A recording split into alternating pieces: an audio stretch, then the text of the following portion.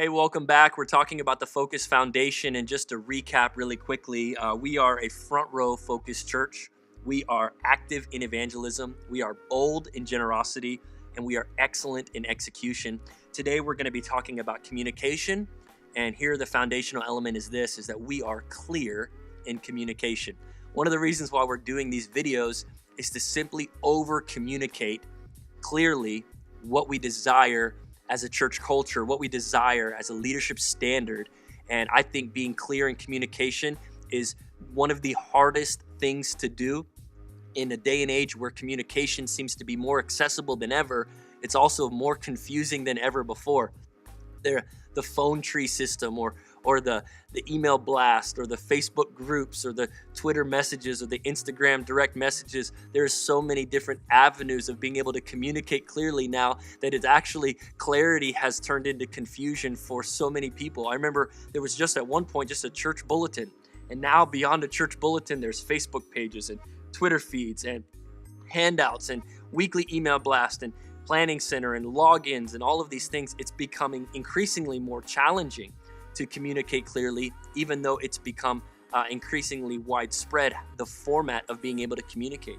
But what we want to do as a church is we want to leave no doubts. We want to leave no questions. We want to make sure that we cover every detail. And we sometimes miss the mark on this. Many times we do, but we're really trying to become a church that communicates clearly. Here's what is expected of you when you serve. Here's what is expected of you when you show up to serve in kids ministry. Here's what is expected of you on a safety team. Here's what is expected of you on the worship team. Here's what is expected of you when you're not serving. Here's what is expected of you when you lead a life group or host a life group. We want to be clear in our communication.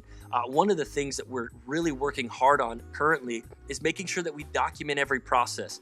I believe that your legacy is left in documents. I might be gone tomorrow, but anything that's left is going to be documented precisely. We need to document things precisely when it comes to clearing all of the doubt and clearly communicating to all of those that we serve with. You'd be surprised how many people don't know some of the basic things that you and I both assume. So when we say, hey, why don't you be a greeter? We need to explain this is how we are a greeter from very start to the very end and everything in between.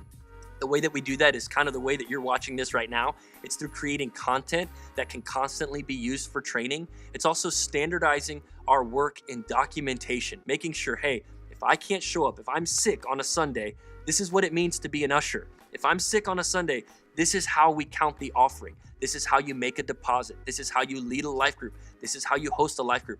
I want to be known as a church that leaves no question, that clearly communicates. And this comes from leadership understanding that it's so important not to assume.